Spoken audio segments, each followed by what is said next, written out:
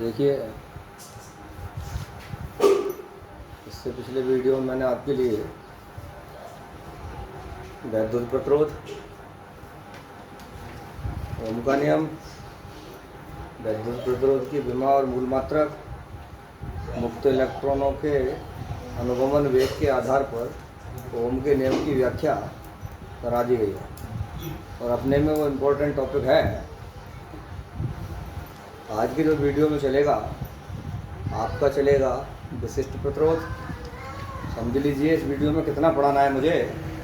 पहली बात समझिए, विशिष्ट प्रतिरोध, विशिष्ट प्रतिरोध का मात्रक, विमा वगैरह। उसके बाद में विशिष्ट चालकता, विशिष्ट चालकता के बाद में फिर आपको पढ़ाना है विशिष्ट प्रतिरोध का, उसके विशिष्ट चालकता का उसके प्रचालों में संबंध, जो प्रचाल होते हैं उसके रूप में उसको लिखना है। फिर हमें आगे पढ़ना है आपके लिए इसमें वैद्युत धारा और विशिष्ट चालकता में संबंध,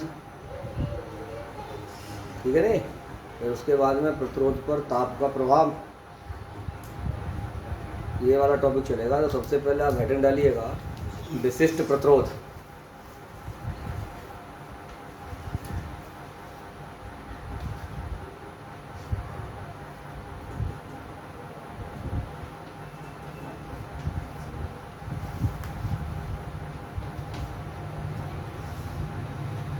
विशिष्ट प्रतिरोध,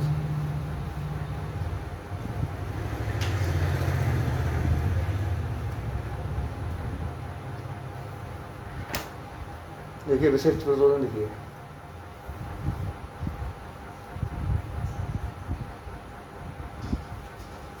जब किसी चालक में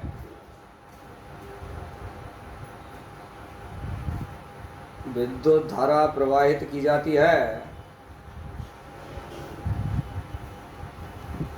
जब किसी चालक में विद्युत धारा प्रवाहित की जाती है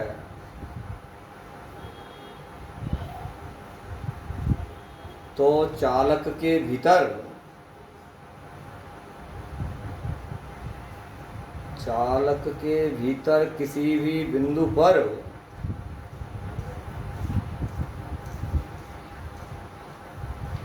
वैद्युत क्षेत्र की तीव्रता कैपिटल ई,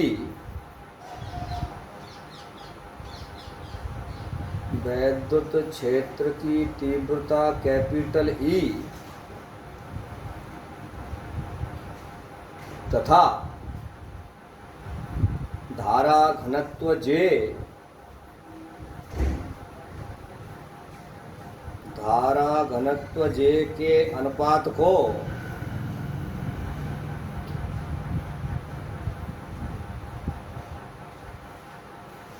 चालक का विशिष्ट प्रतिरोध कहते हैं।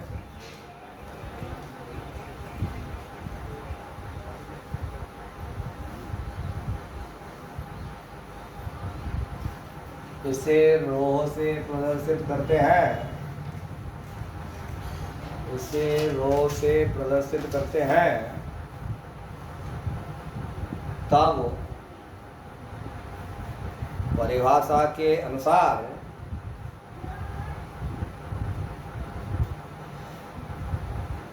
रो बराबर ई बट्टे जे, यही तो परिभाषा बताइए मैंने। जब किसी चालक में विद्युत धारा प्रवाहित की जाती है तो चालक के भीतर किसी भी बिंदु पर वैद्युत क्षेत्र की तीव्रता ई और धारा घनत्व जे के अनुपात को चालक का विशिष्ट प्रतिरोध कहते हैं। इसे रो से प्रदर्शित करते हैं।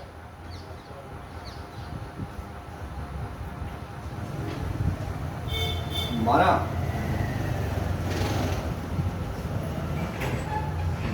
किसी चालक तार की लंबाई स्मॉल एल,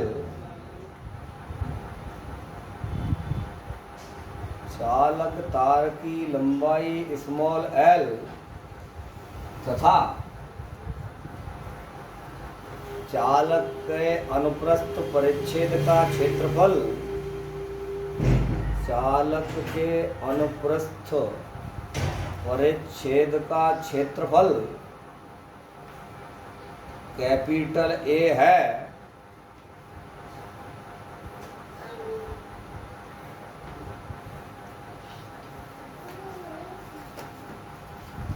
तथा चालक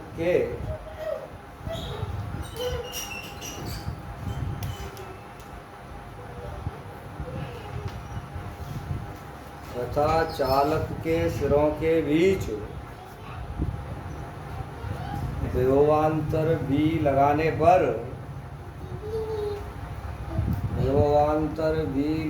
पर उसमें प्रवाहित धारा आई है। तब देखिए बेटे, आप लोग ध्यान देंगे, इन दोनों के लिए जो बातें प्रयोग होगी वो मैंने एक ही लाइन में लिखवा दिया। थ्योरी, एक थ्योरी कायदे में हमें अलग अलग लिखनी थी, लेकिन मैंने उसको एक ही लाइन में लिखवा दिया है। तो E बराबर V/L चुके हैं ना। E बराबर V/L तथा J बराबर I/A। चारों बातें मैंने उसमें लिखवाई है। तार चालक तार की लंबाई L है और अनुप्रस्थ परिच्छेद क्षेत्रफल A है। जब चालक तार के सिरों के बीच विभवांतर भी लगाया जाता है, स्थापित किया जाता है, तो चालक में I एम्पीयर की धारा बहने लगती है। तब वैद्युत क्षेत्र की तीव्रता E बराबर V/L होगी तथा धारा घनत्व की परिभाषा के अनुसार जो कल पढ़ाया है, धारा घनत्व की परिभाषा के अनुसार J बराबर I/A। बेटे हमें क्या करना है, E और J के मान यहाँ रखने हैं। E और J के मान यहाँ रखने हैं। या तो ऐसे कर लीजिए, समीकरण 1 मान लीजिए सुविधा के लिए, रो बराबर E/J है ना। तो यहाँ लिख देंगे E और J के मान समीकरण 1 में रखने पर, E व J के मान समीकरण 1 में रखने पर, तब रो बराबर V/L गुणा A/I। देखिए बटे में रखने के बजाय इसको डायरेक्ट कर दिया। जब उसको बटे में रखेंगे तो ऊपर जाएगा, ही नीचे आएगा। उसको मैंने यही कहीं A/I कर दिया शॉर्ट में करने के लिए, ज़्यादा लंबा हमें करने की जरूरत नहीं है। तो रो बराबर V/L गुणा A/I। इसको हम एक निम्न रूप में बदल देंगे। तब रो बराबर V/I गुणा A/L देख सकते हैं। ये V/I के लिए बेटे इतनी बात के लिए हम पढ़ चुके हैं। V/I चूंकि V/I बराबर R, ओम के नियम से यहाँ क्या करें, V/I के स्थान पर R रख दें। तब रो बराबर आ जाएगा आपका R A/L।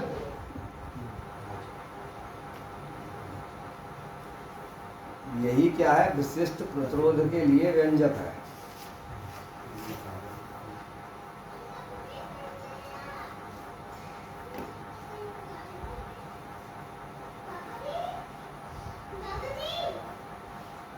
माना। अभी देखिएगा, आप लोग समझने की कोशिश करें।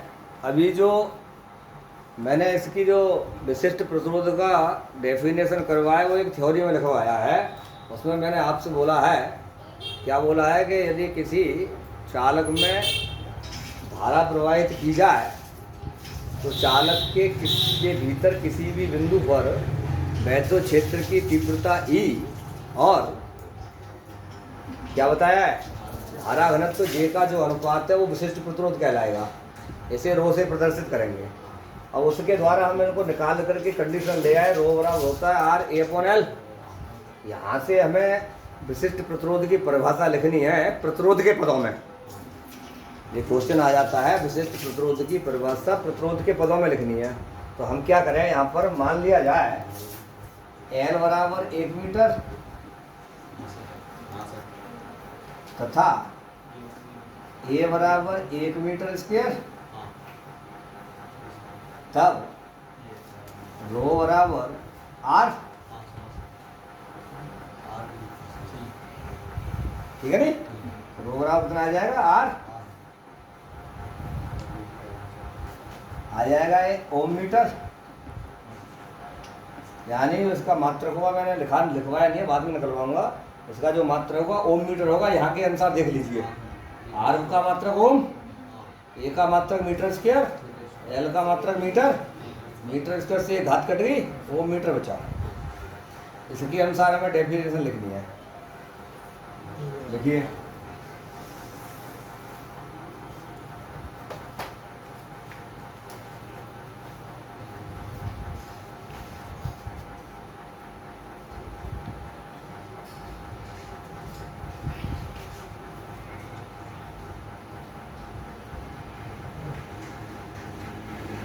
किसी धातु के पदार्थ के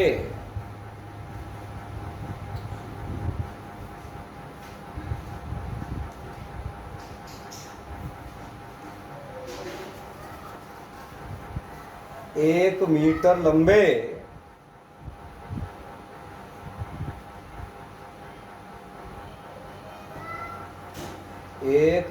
लंबे तथा 1 मीटर स्क्वायर,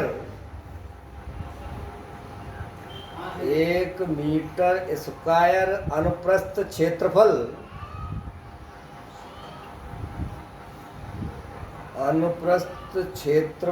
वाले तार का वैद्युत प्रतिरोध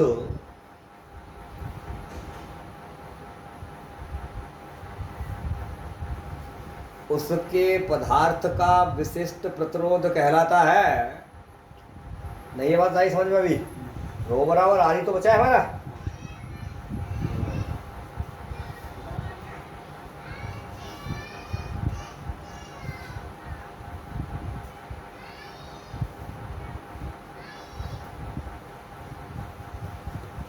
अथवा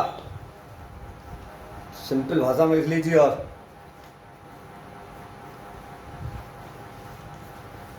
किसी 1 मीटर लंबे एवं 1 मीटर स्क्वायर अनुप्रस्थ क्षेत्रफल वाले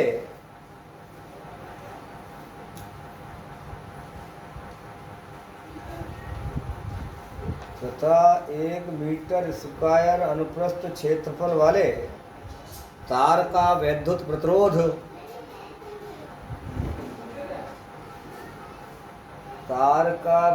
प्रतिरोध विशिष्ट प्रतिरोध कहलाता है।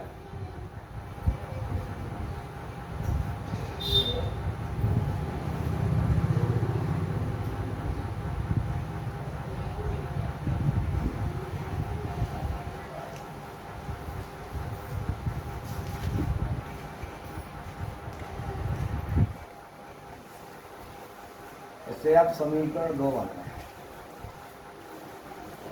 रो बराबर आर ए अपन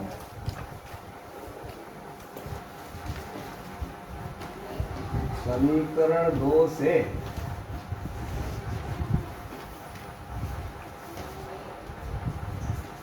आर बराबर रो एल अपन ए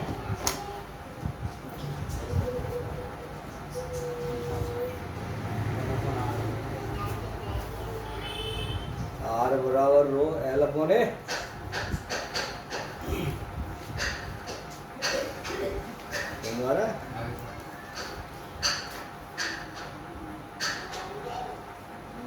इस समीकरण में आर क्या है? एक नियतांक है।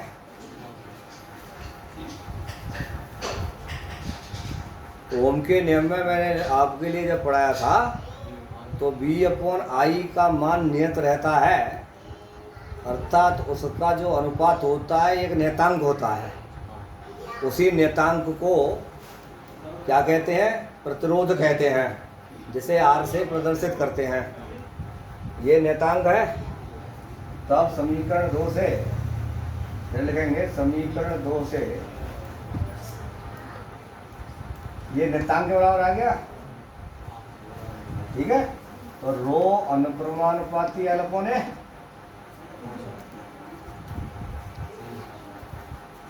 यहाँ आर अनुक्रमानुपाती नियतांक है, तो रो अनुक्रमानुपाती एल अपन ए।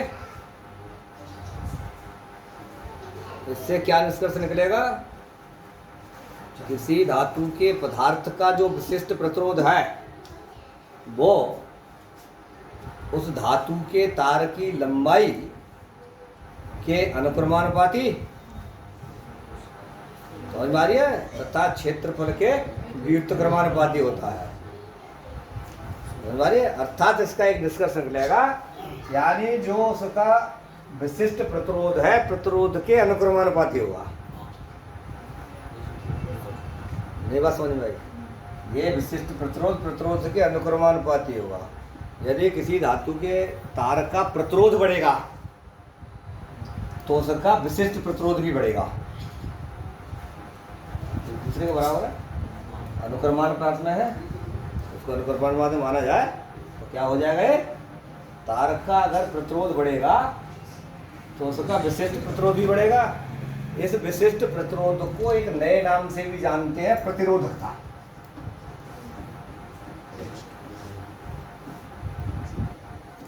प्रतिरोधकता कहीं कहीं लिखी आ जाती है तो वहां घोड़ा है नहीं कि क्या है, सही है। इसका आगे लिख लीजिए, स्पष्ट है। धातु के पदार्थ का विशिष्ट प्रतिरोध, धातु के पदार्थ का विशिष्ट प्रतिरोध तार की लंबाई L के अनुक्रमानुपाती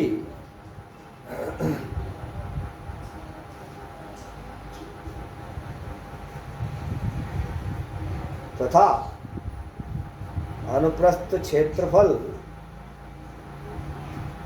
कैपिटल A के व्युत्क्रमानुपाती होता है।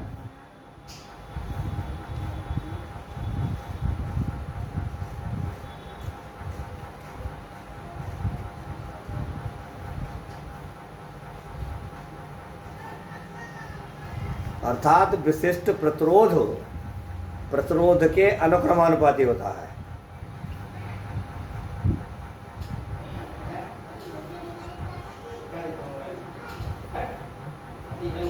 कब अनुक्रमानुपाती हो जाएगा, मान लिया जाए कि तार की लंबाई निश्चित कर दी जाए और उसका क्षेत्रफल निश्चित कर दिया, कह दिया जाए इतने अनुप्रस्थ क्षेत्रफल का इतनी मीटर लंबा तार है, तो ये राशियां नियत हो जाएंगी। तब आर अनुक्रमानुपाती रो हो जाएगा। बात यहां तक बात समझ में आ गई। आगे डालिए, वैद्युत प्रतिरोध का मात्रक तथा विमा, और विशिष्ट प्रतिरोध का मात्रक तथा विमा, विशिष्ट प्रतिरोध का मात्रक तथा विमा में आ जाएगा। विशिष्ट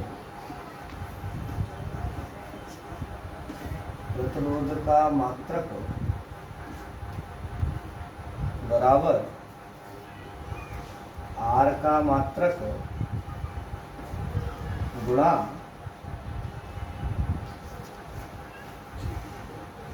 ए का मात्रक बटे एल का मात्रक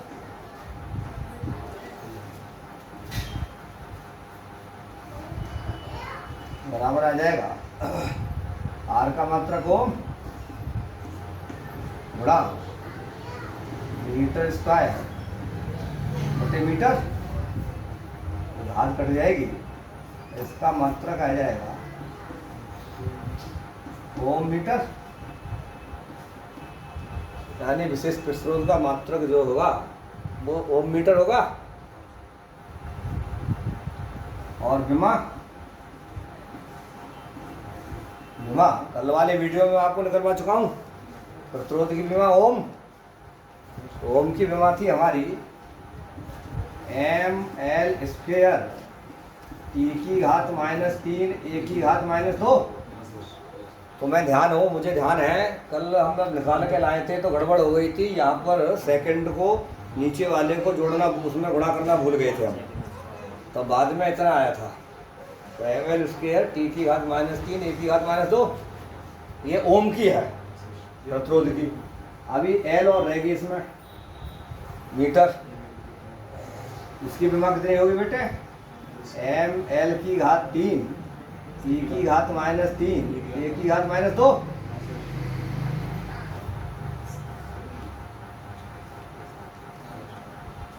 नहीं समझ में आ रहा? आप अपने कल वाले वीडियो में देख सकते हैं, अपनी कॉपी में अगर लिखा हो तो पीछे देख सकते हैं।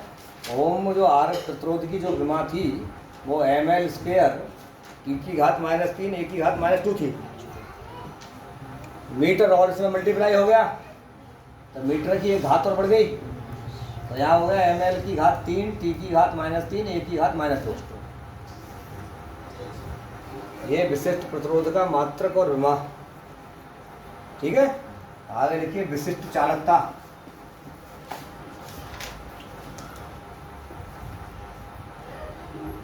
विशिष्ट चालकता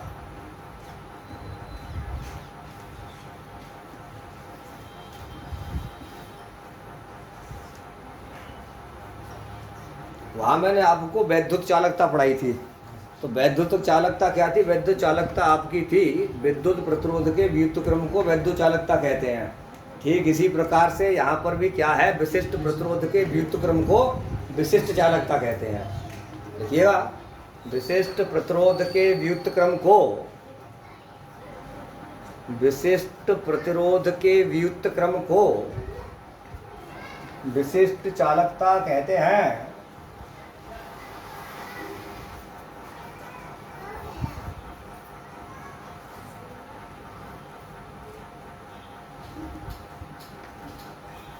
विशिष्ट प्रतिरोध के व्युत्क्रम क्रम को विशिष्ट चालकता कहते हैं। इसे सिग्मा से प्रदर्शित करते हैं।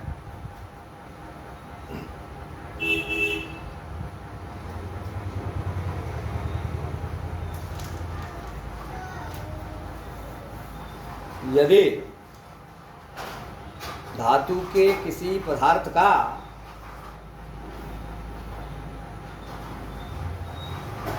विशिष्ट प्रतिरोध रो हो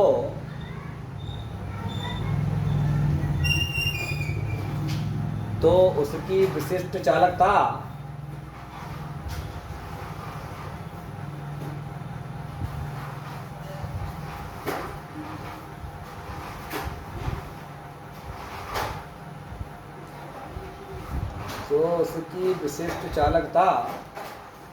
सिग्मा बराबर 1/रो,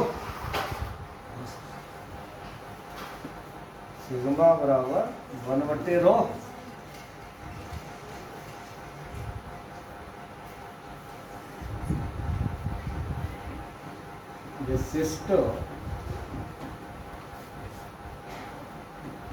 विशिष्ट चालकता का मात्रक तथा विमा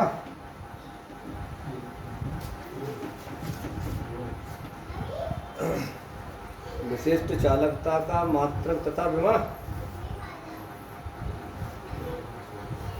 इसका व्युत्क्रम क्रम है, इसका मात्रक ओम मीटर है। तो विशिष्ट चालकता का जो मात्रक होगा वो आ जाएगा ओम मीटर इनवर्स या ओम इनवर्स मीटर इनवर्स। बात समझ में आ रही है आपकी? मैंने वो एक ही जगह लिख दिया है, ओम इनवर्स मीटर इनवर्स भी लिख सकते हैं इसको। सही है। और विमा हो जाएगी कितनी? विमा इस विमा का उल्टा हो जाएगी। समझ में आ रही है? तभी आ जाएगा m की घात -1 l की घात -3 p की घात 3 a की घात 2। इसकी विमा होगी।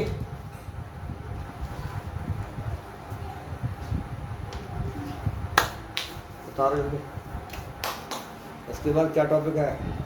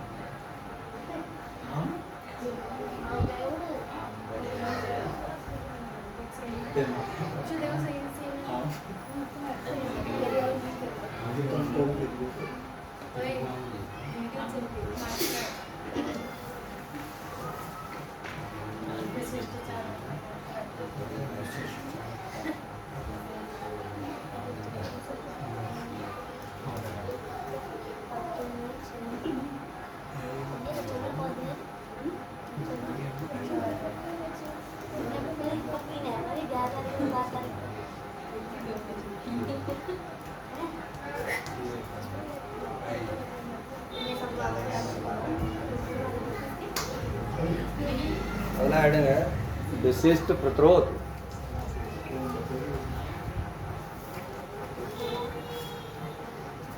अरे मैं बोल रहा हूँ ना, उसको ध्यान रखिएगा। विशिष्ट प्रतिरोध अगला हेडिंग है इसका, विशिष्ट प्रतिरोध धातु के प्रचालों के पदों में। उसका उत्तर क्या होगा? विशिष्ट प्रतिरोध धातु के प्रचालों के पदों में।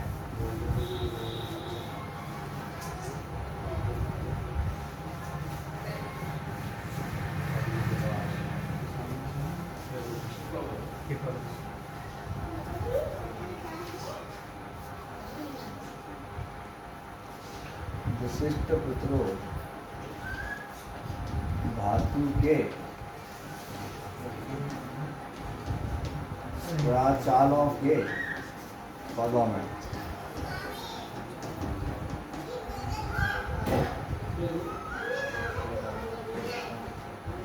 क्योंकि विशिष्ट प्रतिरोध की परिभाषा के अनुसार हम जानते हैं, या सीधा लिख लीजिए, हम जानते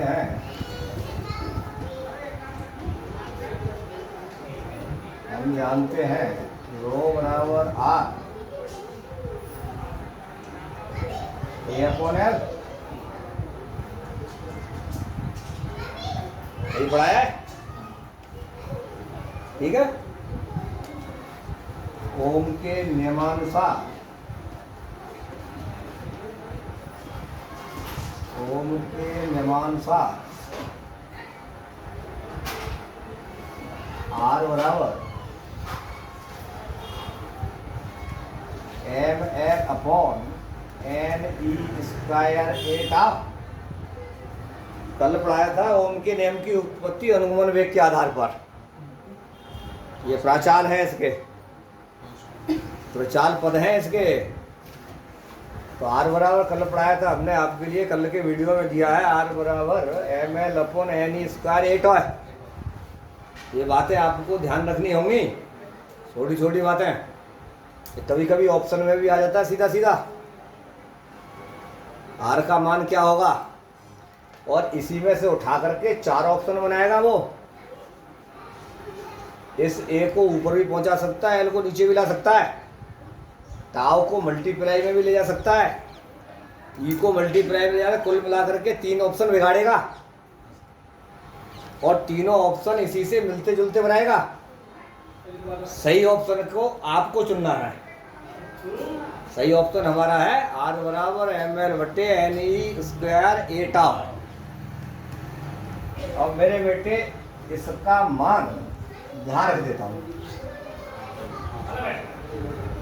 इसका मान मैं यहाँ रखता हूँ, तब रो बराबर आ जाएगा आपका एम एल बटे एन ई स्क्वायर ए टाउ गुणा ए बटे एल। ए से ए मरेगा, एल से एल कटेगा,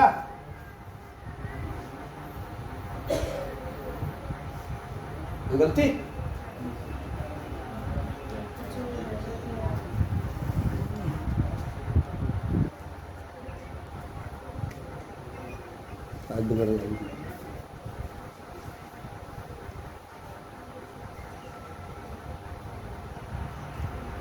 वो बराबर एम एल से एल कट गया और ए से कट गया, तो रो बराबर आ जाएगा आपका एम बटे एन ई स्क्वायर टॉय।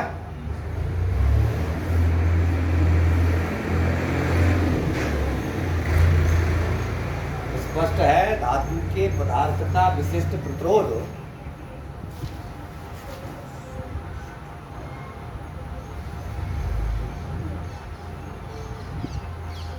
मुक्त इलेक्ट्रॉन घनत्व, मुक्त इलेक्ट्रॉन घनत्व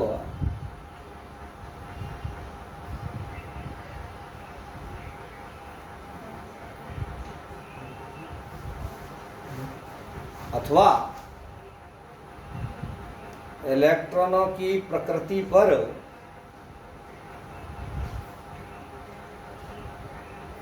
निर्भर करता है।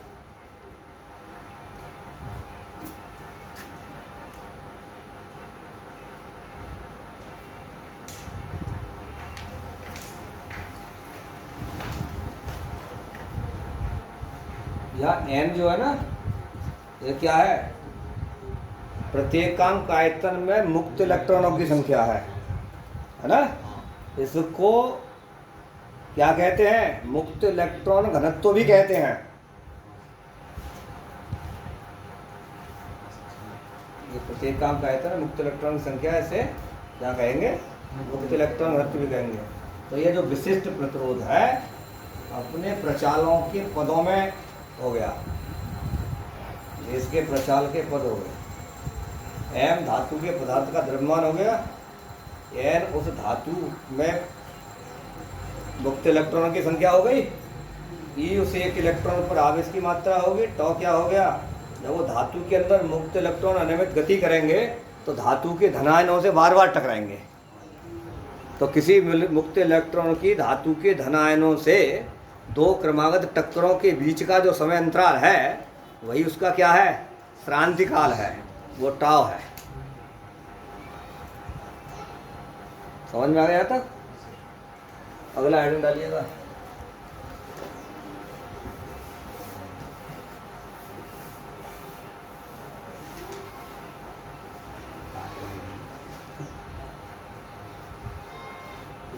विशिष्ट प्रतिरोध,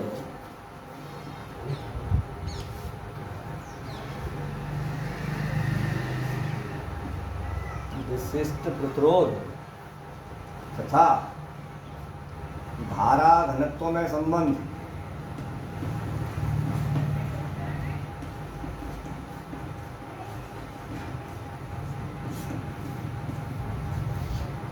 इंपॉर्टेंट, बोर्ड में 101% आएगा, हर कंपटीशन में आएगा, एक क्वेश्चन जरूर आएगा इस पर।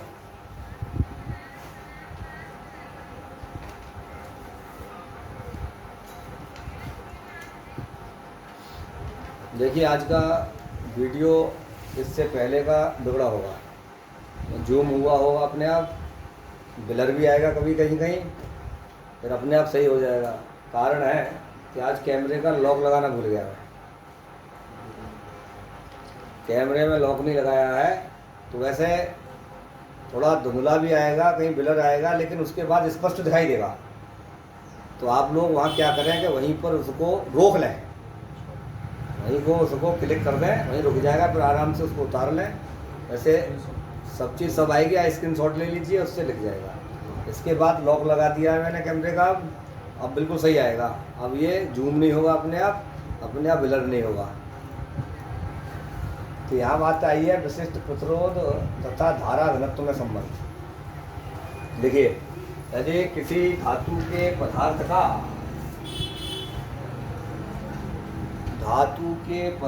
का विशिष्ट प्रतिरोध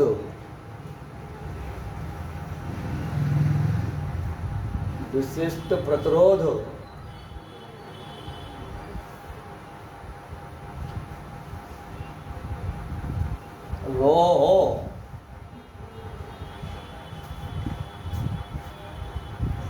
तब विशिष्ट चालकता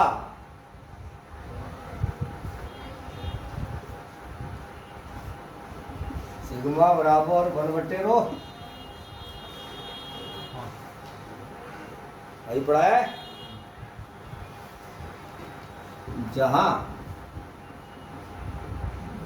रो बराबर E/J, विशिष्ट प्रतिरोध की जो परिभाषा पढ़ाई है, रो बराबर E/J, रो का मान यहाँ रख दें, इस रो को उठा के यहाँ रख दें, तब सिग्मा बराबर जे अपॉन ई। इसको उठा के रख दें, जे अपॉन ई। यहां से आगे क्या करें, जे का वैल्यू निकालें, या जे बराबर सिग्मा ई।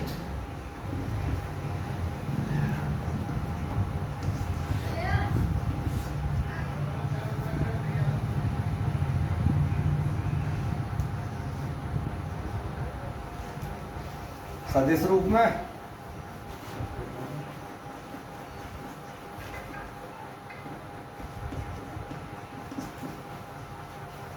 सदिश रूप में कैसे लिखा जाएगा इसको, जे कैसी राशि है हमारी, सदिश, कल पढ़ाया था धारा घनत्व में, सिग्मा ई। कई बार बोर्ड में इसको सदिश रूप में लिखवाया है, अर्थात इसका जो सूत्र रहेगा वो हो जाएगा धारा घनत्व बराबर विशिष्ट प्रतिरोध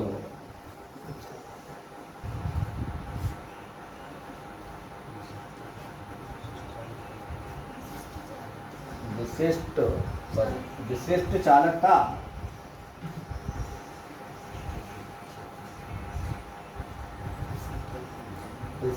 चालकता गुणा विद्युत क्षेत्र।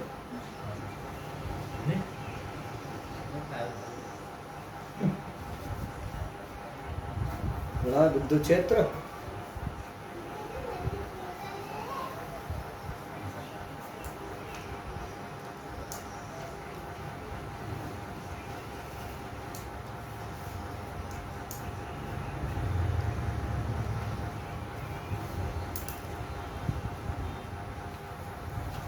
ये सिद्ध कराने के लिए कई बार बोर्ड में आया है, सिद्ध कीजिए जे बराबर सिग्मा ई या वेक्टर जे बराबर सिग्मा वेक्टर ई। समझ आ रहा है, कंपटीशन में बहुत ज़्यादा आता है, यानी वो देता है इस तरह लिखता है विशिष्ट प्रतिरोध तथा धारा घनत्व में क्या संबंध है।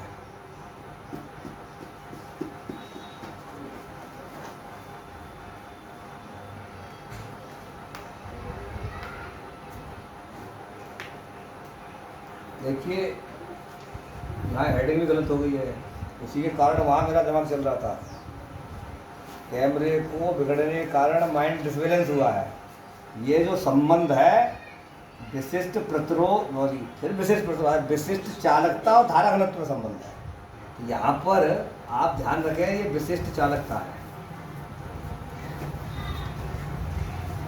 विशिष्ट चालकता।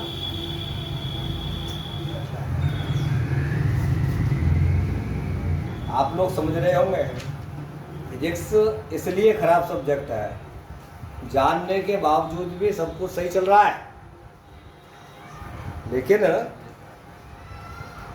माइंड कुछ बोल रहा है, लिख कुछ रहे हैं, निकाल कुछ रहे हैं। जब थोड़ा वीडियो देखने के बाद ही कि मतलब इससे पहले की जो मेहनत है वो मेरी वीडियो को बनाने में बेकार हो गई, तो माइंड मेरा डाइवर्ट हो गया वहीं पर। क्योंकि एक चीज़ को मन से बनाया जाता है, जब माइंड डाइवर्ट होता है तो फिर माइंड हट जाता है वहाँ से, तो माइंड उल्टा काम करता है। लेकिन यहाँ जब ये निकल के आ गया तो यहाँ ये हेडिंग भी पकड़ में आ गई। यहाँ के बाद इसी के अनुसार खूब मालूम है, मुझको भी मालूम है, आपको भी पता है, इससे पहले पढ़ा चुका हूँ, सिग्मा विशिष्ट चालकता है, लेकिन यहाँ धारा घनत्व बराबर में फिर भी विशिष्ट प्रतिरोध लिख रहा था, विशिष्ट चालकता गुणा विद्युत क्षेत्र है ना। अब ये वाला जो टॉपिक है ये भी कई बार पूछ लिया गया है कि विशिष्ट प्रतिरोध को उसके धातु के प्रचाल के पदों में लिखिए, और मैंने अभी आपको भी समझाया था ये इतना देता है वो कभी कभी, रो का मान क्या होगा, ओम के नियम के अनुसार हमने जो मुक्त इलेक्ट्रॉनों के आधार पर जो व्युत्पत्ति की थी उसके आधार पर रो बराबर इतना आया था और आर बराबर इतना आया था, दोनों के मान मौजूद हैं। तो वहाँ जो पेपर में देगा एक जगह ऐसे भी लिखेगा वो पूरा, एक जगह ऐसे लिखेगा, अगर वो प्रतिरोध R का मान पूछे तो ये सही होगा, और विशिष्ट प्रतिरोध का मान पूछे तो ये सही होगा। दो ऑप्शन तो यही हो गए। एक ऑप्शन इन दोनों में से मिला के लगा देगा, तीसरे ऑप्शन में लिख देगा इनमें से कोई नहीं, नॉन ऑफ दीज, इनमें से कोई नहीं। अगर हमें मालूम है तो सही निशान लगा देंगे, और ना मालूम है तो जल्दी सीधा कह देंगे इनमें से कोई नहीं, और फिर घर आके कहेंगे मेरा तो सही है। जब हम लोग पेपर परीक्षा में बैठते हैं, मैं देखिए बेटे आपको बता रहा हूँ, कोई भी इंटरव्यू हो, कोई भी कंपटीशन हो, कोई भी परीक्षा हो, जब हम परीक्षा में बैठते हैं, हम जो प्रश्न करते हैं वो हमारे हिसाब से सही होता है। मेरी बात समझ में आ रही है? हम जो भी प्रश्न करके आ रहे हैं वो प्रश्न हमारे हिसाब से बिल्कुल ठीक है। नहीं तो तुम लोग कभी पेपर दे के आए, बोर्ड का पेपर दे या फर्स्ट ईयर पेपर दे होंगे आपने, जब हम पेपर दे के आते हैं तो बड़े खुश हो के आते हैं, अपने दोस्तों से भी कहते हैं मेरा गेहूँ सही है, मेरा गेहूँ सही है, मेरा गेहूँ सही है, मेरा गेहूँ सही है। और जब सर के पास कॉपी जाती है तो मेरा तो गेहूँ गलत है, मेरा तो गेहूँ गलत है, मेरा तो गेहूँ गलत है, मैं तो सही करके आया, और नंबर 0 कैसे आएगी? फिर उस अध्यापक पर हम दोष लगाते हैं, हम उस अध्यापक पर दोष लगाते हैं कि मेरी एक बार इनने कहना सुनी सी है गई, तो वो जानबूझ के फेल करता है।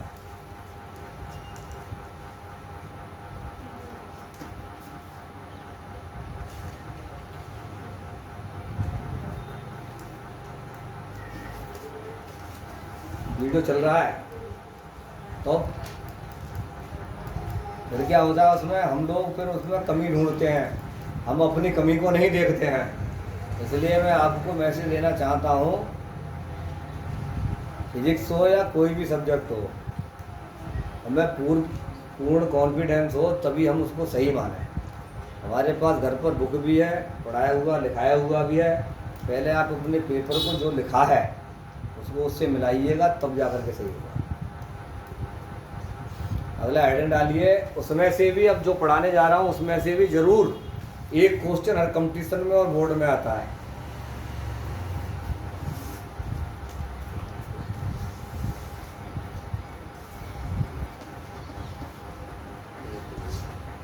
प्रतिरोध पर ताप का प्रभाव, प्रतिरोध पर ताप का प्रभाव, या प्रतिरोधकता पर ताप का प्रभाव, या विशिष्ट चालकता पर ताप का प्रभाव। एक शॉर्ट हेडिंग लिखवा दिया मैंने, इसी में तीनों चीज आ जाएंगे। अब मैं लिखवाऊंगा तो तीनों चीज आएंगी।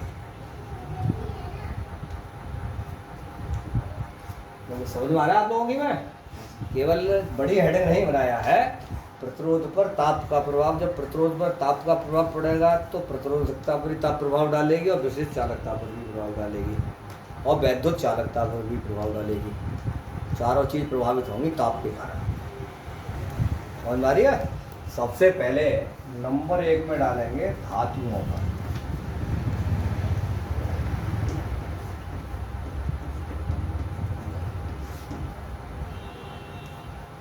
यानी ये पूरी हेडिंग होगी धातुओं पर ताप का प्रभाव।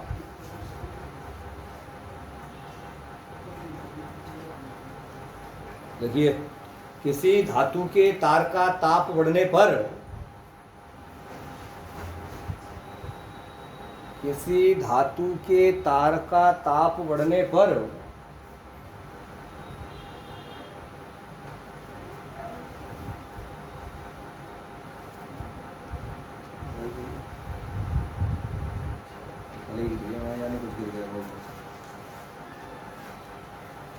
धातु के तार का ताप बढ़ने पर उसका प्रतिरोध बढ़ जाता है। तार, देखिए किसी धातु के तार का ताप बढ़ा दिया जाए तो उसका प्रतिरोध बढ़ेगा, प्रतिरोध बढ़ जाता है, तथा उसकी प्रतिरोधकता भी बढ़ जाती है।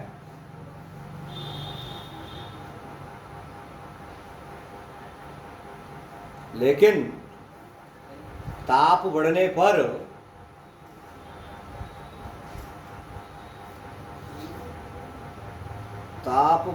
पर धातुओं की वैद्युत चालकता कम हो जाती है।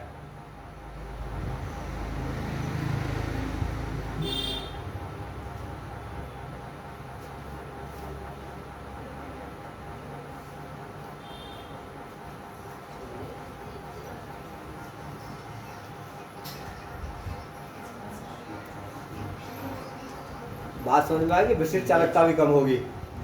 तो ये क्वेश्चन इस तरह से आता है, ताप बढ़ने पर धातुओं की विद्युत चालकता पर क्या प्रभाव पड़ता है या विशिष्ट चालकता पर क्या प्रभाव पड़ता है। नंबर 2, नंबर 1 धातु और नंबर 2 मिश्र धातुओं पर।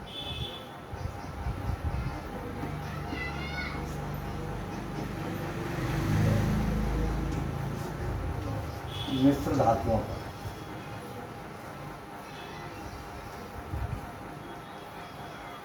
देखिए, ताप बढ़ने पर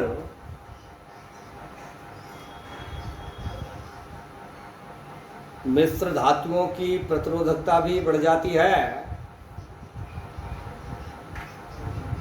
अब प्रतिरोधकता बढ़ गई तो प्रतिरोध ही बढ़ गया, ठीक है ना। ताप बढ़ने पर मिश्र धातुओं की प्रतिरोधकता भी बढ़ जाती है।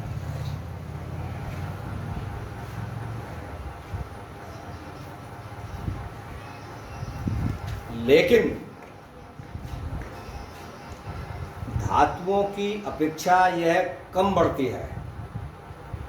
धातुओं की अपेक्षा कम प्रभाव पड़ता है इस पर, बढ़ तो जाती है लेकिन उनकी अपेक्षा कम बढ़ती है।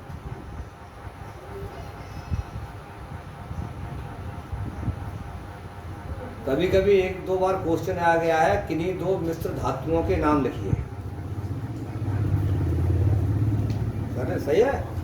जैसे मैग्नीन,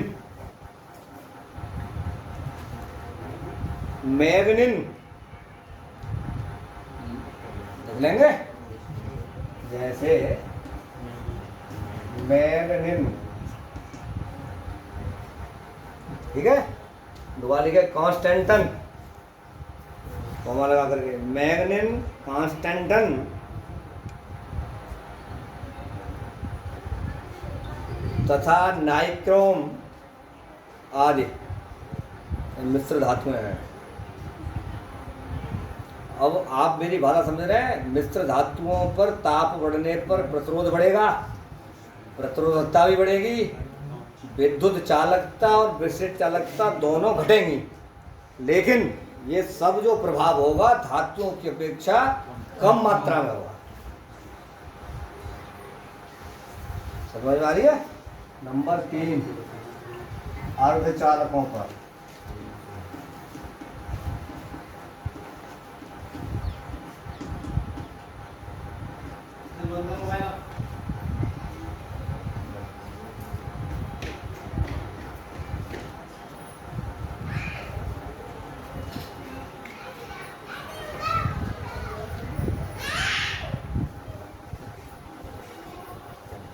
देखिएगा, ताप बढ़ने पर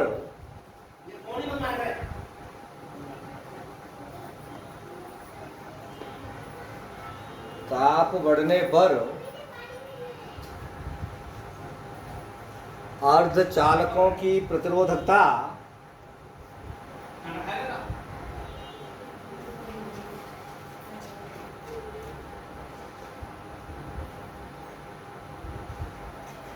अर्धचालकों की अपेक्षा, क्या बोला, सॉरी, अर्धचालकों की प्रतिरोधकता अचालकों की अपेक्षा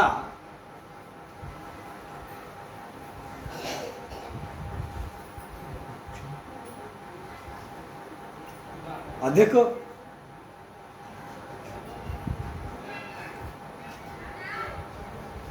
यानी अचालकों से अधिक, समझ में आ रही है बात मेरी, तथा चालकों से कम होती है।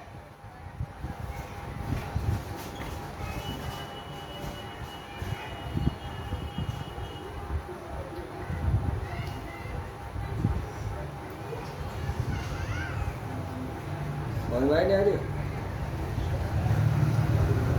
यानी ताप बढ़ने पर क्या होगा, अर्धचालकों की प्रतिरोधकता अचालकों की अपेक्षा तो बढ़ेगी और चालकों की अपेक्षा कम होगी, अर्थात इसका निष्कर्ष इन दोनों के बीच में होगा। सबसे बड़ी बात यह है कि सबसे पहले हमें ये समझ में आना चाहिए कि अर्धचालक है क्या, सही है ना। तो नेक्स्ट लाइन में, एक लाइन में लिख लीजिए अर्धचालक किसे कहते हैं।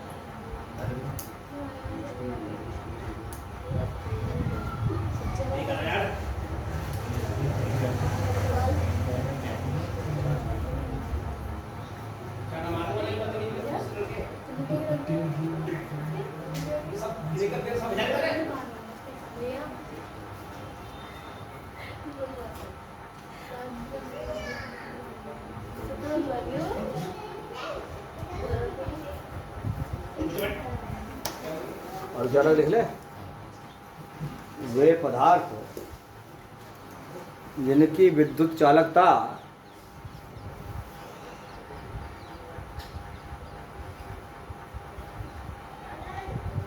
चालकों और अचालकों के बीच में होती है, वे पदार्थ जिनकी विद्युत चालकता चालकों और अचालकों के बीच में होती है अर्धचालक कहलाते हैं।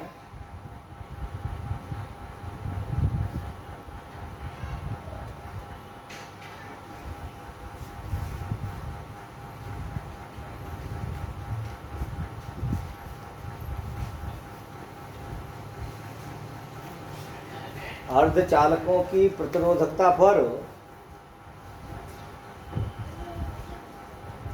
अर्धचालकों की प्रतिरोधकता पर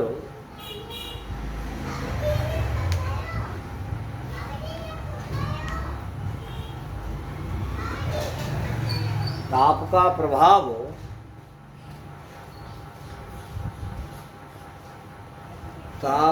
प्रभाव चालकों के विपरीत होता है। चालकों के विपरीत होता है, अर्थात ताप बढ़ने पर अर्धचालकों की प्रतिरोधकता घट जाती है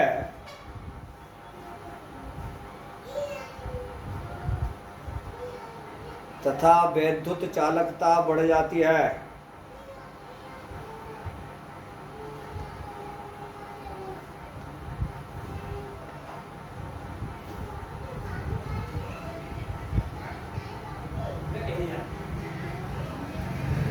जैसे सिलिकॉन, कई बार लिखवा लिया गया है, दो अर्धचालकों के नाम लिखिए बोर्ड में। जैसे सिलिकॉन,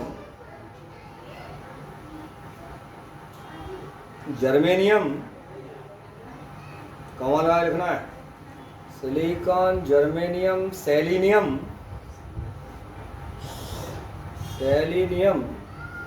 तथा कार्बन आदि।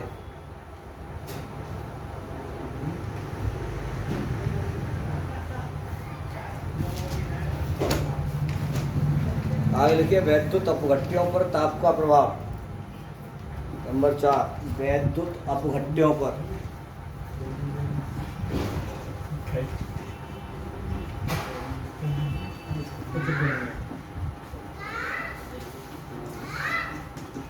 वैद्युत अपघट्यों पर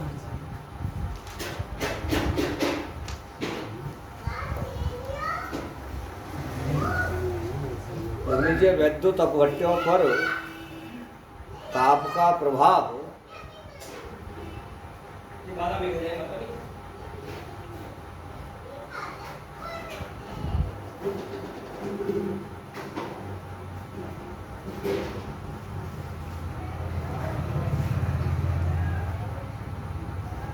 अर्धचालकों के समान ही होता है।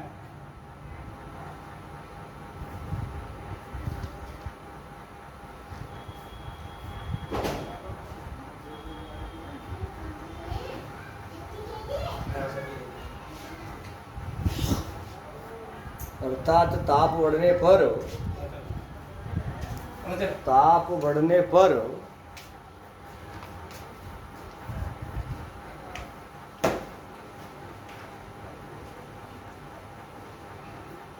वैद्युत अपघट्यों की वैद्युत चालकता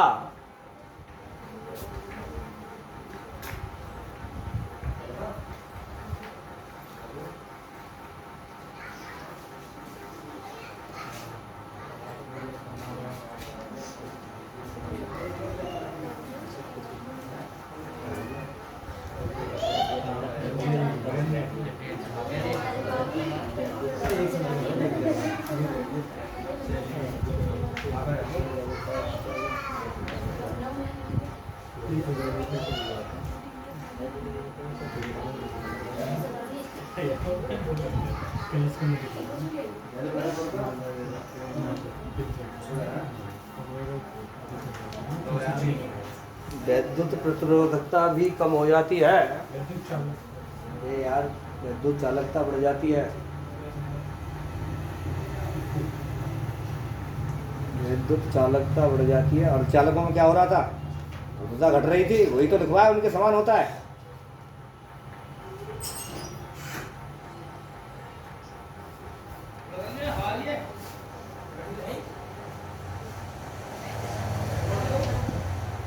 अर्थात ताप बढ़ने पर वैद्युत अपघट्यों की प्रतिरोधकता घटती है